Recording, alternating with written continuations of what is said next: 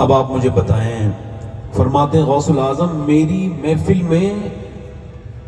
محفل جہاں ہوتی ہے، فرماتے ہیں وہاں پر پرندے بھی میری بغیر اجازت کے نہیں آتے۔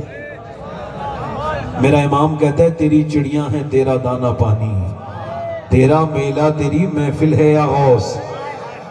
تو جب بغیر غوث العظم کی مرضی کے پرندے غوث پاک کی محفل میں نہیں آتے تو ان کے نانا کی محفل میں بغیر مدینے والے کی مرضی کے کوئی آئے گا؟ آئے گا؟ آئے گا؟ اچھا جب آ نہیں سکتا تو خالی ہاتھ بھی جا نہیں سکتا۔ جو چلے گئے ان کے لیے دعا ہے کہ جتنی دیر وہ بیٹھے تھے اللہ انہیں اس کی برکت دیتے، مگر وہ چلے گئے تو انہوں نے اچھا نہیں کیا نا، بہت کچھ انہوں نے مس کر دیا۔ تو بڑا اچھا یہ محفل ہے۔ تو میں نے کوئی آج کلام نہیں پڑھتا ہوں، کلام میں تھوڑا سا بات کو شروع کر دیتا ہوں۔ تو میں عرض کر رہا تھا، آپ سے بہت دیر ناتوانی ہو گئی، میں آپ سے یہ عرض کر رہا تھا کہ اللہ نے انسان کو کیوں پیدا کیا۔ یہ میری تقریر کی شروعات ہے، انشاءاللہ ختم بھی اسی جملے پر آ کر ہوگی۔ میں دعویٰ نہیں کرتا، دعویٰ ولی شیطان کرتا ہے۔ اللہ کا نیک بندہ یا اللہ والے یا ایمان والے کبھی دعوے نہیں کرتے۔ مولا علی فرماتے ہیں میں نے اپنے ارادوں کے شکستہ ہونے سے اللہ کو پہچانا ہے۔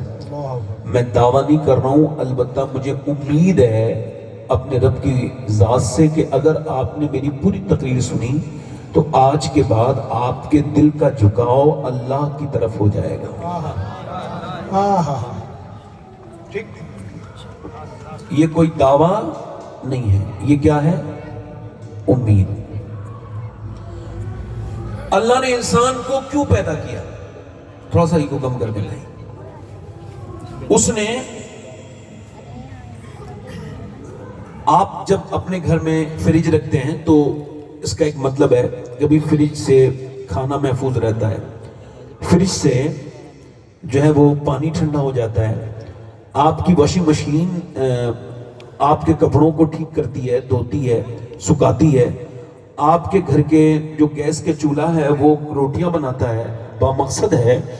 آپ اندازہ کریں آپ کی گاڑیاں بامقصد ہیں، آپ کی گھڑیاں بامقصد ہیں، تو جو انسان نے انسان کے لیے بنایا وہ سب بامقصد ہے، تو انسان کیا بے مقصد ہے؟ اس کو کیوں پیدا کیا گیا؟ یہ سوال کبھی آپ نے اپنے آپ سے کیا کہ میں کیوں پیدا کیا گیا ہوں؟ صرف کھانے کے لیے تو جانور بھی کھاتے ہیں، صرف کمانے کے لیے تو کافر بھی کماتے ہیں، آخر آپ کو اللہ نے پیدا کیوں کیا ہے؟ وہ خود ارشاد فرماتا ہے کہ میں نے انسان کو آزمائش کے لیے پیدا کیا ہے، اور اس کو کہا گیا متاع دنیا قلیل، کہ یہ دنیا چھوٹی ہے اور آخرت بڑی ہے۔ اور وہ کہتا ہے میں نے انسان کو پرکھنے کے لیے پیدا کیا اور میں نے انسان کو اپنی عبادت کے لیے پیدا کیا۔ امام مالک نے ارشاد فرمایا انسان 2 بار پیدا ہوتا ہے، ذرا دھیان سے سنیے گا، کتنی بار؟ 2 بار۔ ایک بار تو ماں کے پیٹ سے پیدا ہوتا ہے، ایک بار وہ تب پیدا ہوتا ہے جب وہ یہ پہچان لے کہ میں کیوں پیدا کیا گیا ہوں۔ دیکھیے آپ کو اگر اپنی منزل نہیں پتا نا تو آپ کبھی پہنچ نہیں سکتے چاہے کتنا بھی چل لیں، اور اگر آپ کو منزل پتا ہونا تو بہت شارٹ کٹ راستے سے بھی آپ، تو جب آپ کو پتہ ہی نہیں میری منزل کیا ہے، ہم سب کی منزل اللہ کی رضا ہے، اور اللہ نے ہم کو جو پیدا کیا تو وہ ایسا نہیں کہ اس نے سالوں کے ساتھ پیدا کیا، اس نے ہم کو سانسوں کے ساتھ پیدا کیا۔ مولا علی فرماتے ہیں جو تم سانسیں لے رہے ہو یہ تمہاری نظر میں سانسیں ہیں اور میری نظر میں موت کی طرف بڑھتے ہوئے قدم ہیں۔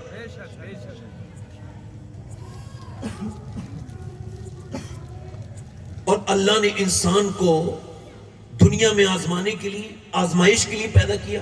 ہو سکتا ہے کہ یہ میری زندگی کی آخری تقریر ہو، ایسا ہو سکتا ہے نا، ہو سکتا ہے، مان لیجئے کہ میں یہاں سے جاؤں، کوئی میرا حادثہ ہو جائے، میں مر جاؤں، مگر جب میں قبر میں جاؤں اس تقریر کے بعد، اور جب میرے سرکار تشریف لائیں قبر میں، تو میں کوئی ایسی تقریر کر کے جاؤں کہ جب حضور مجھے دیکھیں تو میری طرف نظر رحمت ڈالیں اور فرشتوں سے کہیں دیکھو اسے ٹچ نہ کرنا، یہ جب بھی میری بات کرتا تھا بڑے دل سے کرتا تھا۔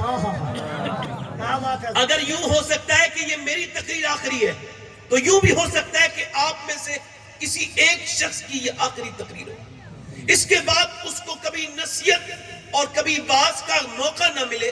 ہو سکتا ہے مان لیجئے میرے نبی وضو کر رہے ہیں، میرے آقا کریم نے ایک جگہ استنجا فرمایا، امام غزالی نے احیاء العلوم کے دوسرے حصے میں اس حدیث کو کوٹ کیا۔ حضرت عباس کہتے ہیں حضور نے فراغت حاصل کرنے کے بعد وضو کرنا ہے، وضو کر کے رہنا سنت ہے، اور حدیث شریف میں آتا ہے جو با وضو مرے گا وہ شہیدوں کے ساتھ اٹھایا جائے گا۔ تو حضور نے وضو کرنا ہے اور سامنے پانی ہے، پانی 5 6 10 قدم دور ہے، حضور نے مگر تیمم کر لیا، اور جب تیمم کیا میرے نبی نے تو حضرت عباس عرض کرتے ہیں یا رسول اللہ یہ حکمت سمجھ نہیں آئی، سامنے پانی موجود ہے اور آپ نے یہ جو تیمم کیا ہے، تو میرے حضور نے حضرت عباس کی طرف دیکھا اور فرمایا چچا مجھے اس پانی تک پہنچنے کی امید نہیں ہے اور میں اپنے رب کی بارگاہ میں بے وضو حاضر نہیں ہونا چاہتا۔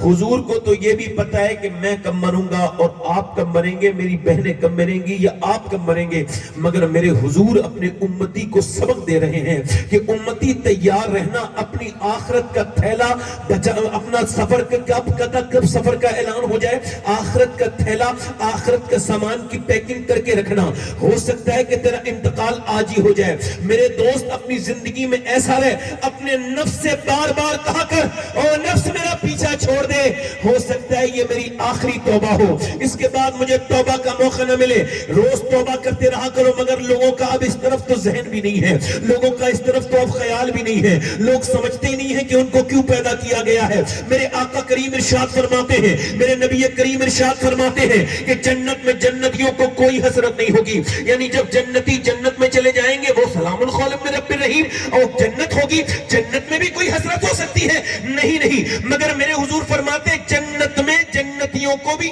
ایک حسرت ہوگی۔ عرض کی یا رسول اللہ وہ کیا حسرت ہے؟ فرمایا ان کو یہ حسرت ہوگی کاش جو ہم نے دنیا میں اپنا وقت ضائع کیا اتنا اپنے اللہ کا ذکر کر لیا ہوتا، اتنا اپنے رب کو یاد کر لیا ہوتا، اتنے اپنا پروردگار کو یاد کر لیا ہوتا۔ مگر آج میں آپ سے پوچھنا چاہتا ہوں، چوراہے پہ بیٹھ کر، چائے خانوں پہ بیٹھ کر کے باتیں بنانے والے، غیبت کرنے والوں کو میں پوچھتا ہوں یہ جو باتیں کرتے ہیں کہ ملک کے حالات ٹھیک نہیں ہے، ملک کے حالات سے آپ کا کیا لینا دینا ہے؟ ایک صاحب مجھ سے کہہ رہے تھے ملک کے حالات ٹھیک نہیں، بس یہی باتیں کرتے رہتے ہیں لوگ، کوئی بات نہیں تو اسی میں ٹائم خراب کرتے رہتے ہیں، ملک کے حالات ٹھیک نہیں۔ میں نے کہا آپ نے خراب کیے؟ بولے نہیں خراب کیے ہیں۔ میں نے کہا آپ صحیح کر سکتے ہیں؟ بولے میں صحیح بھی نہیں کر سکتا۔ میں نے کہا پھر آپ یہ کیوں کر رہے ہیں جو آپ سے کہا جو آپ کر نہیں سکتے، یہ بات آپ کر کیوں رہے ہیں؟ آپ نے کبھی سمجھا کہ اللہ نے آپ کو یہ راجنیتی کی باتیں کرنے کے لیے، یہ آپ کو پولیٹکس کی باتیں کرنے کے لیے پیدا نہیں کیا؟ اللہ نے چوراہے پہ کھڑے ہو کے تم کو یہ دنیا داری کرنے کے لیے پیدا نہیں کیا، بلکہ مسجد میں بیٹھ کے اپنے حبیب پر درود پڑھنے کے لیے پیدا کیا ہے۔ تم اس راز کو کب سمجھو گے میرے دوستو، میرے بھائیوں؟ یہ وقت جب جائے گا، واصف علی واصف فرماتے ہیں وقت کو وقت دو ورنہ وقت تم کو وقت نہیں دے گا، یعنی وقت کو وقت دو ورنہ وقت تم کو وقت نہیں دے گا۔ فرماتے ہیں جو وقت کو برباد کر رہا ہے وقت ایک دن اس کو برباد کر کے رکھ دے گا۔